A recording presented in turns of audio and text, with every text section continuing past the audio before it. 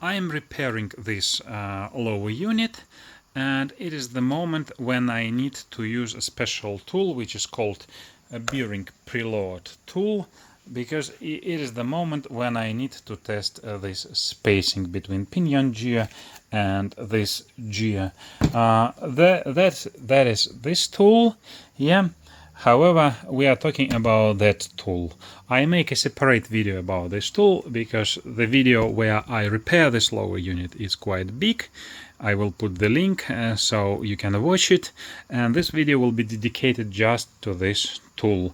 I briefly explain what it does. It calls preload because it's preload this drive shaft on the right position. Actually, it rise it up because it is how it operates in real environment. And then you check this gap. The procedure called pinion gear depth. More details about this procedure, why you test, how you adjust it, will be covered in the video where I repair this lower unit. As I told, the link will be in the description. And here I just want to install this tool according to its own user manual. So it comes with that user manual, yeah.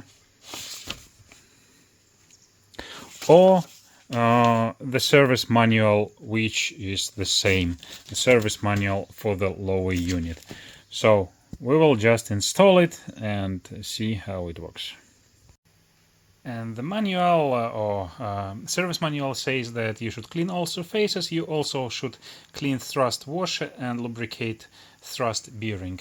These are components from this tool, thrust bearing. I lubricated it here with the oil from the gearbox, and I cleaned it up. So here we also have three, how they called it, not fittings. Let me check.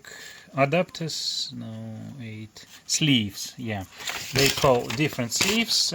So in my case, that one fits this drive shaft, so I will use that one. Yeah, these two we don't need. This is to fix this sleeve here and in the drive shaft. You will see it soon.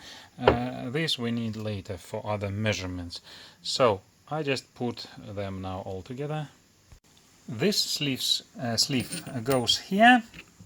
Yeah, you fix it there with these bolts, and they also fix it on the drive shaft. And then you put this nut to this bolt till the end here. It's inconvenient with one hand. I will do this now, and then I just put all in sequence to the drive shaft.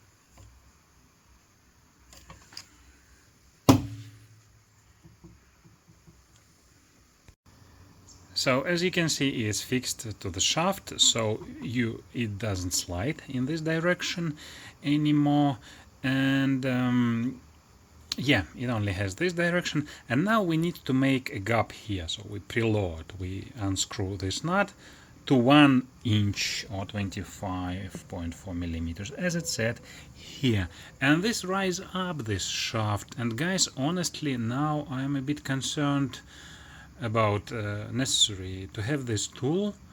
I don't think that it's preload to a specific height either other than maximum. So I believe with 1 inch here, it will rise it up totally to the full length. If it's true, then I'm pretty sure you can do this by second person hand or somehow else. Yeah, you can criticize me for this. Okay, but I have this tool and I will do this according to the user manual.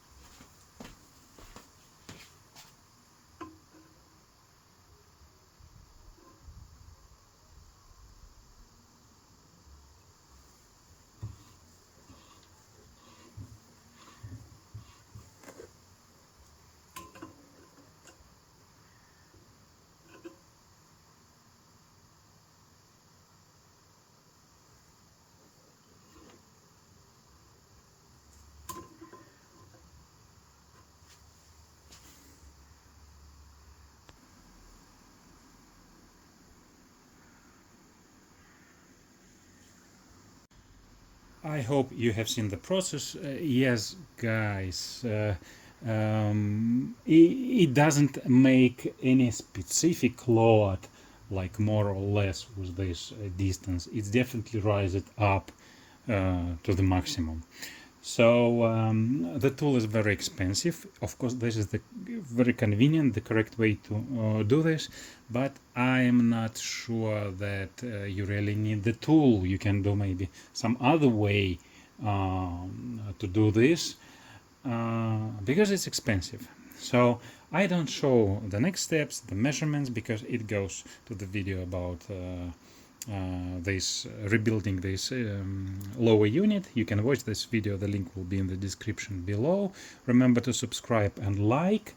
So, and yeah, that is the right way to do, but the tool is expensive, so it's up to you to decide. This video was just about brief video about this tool.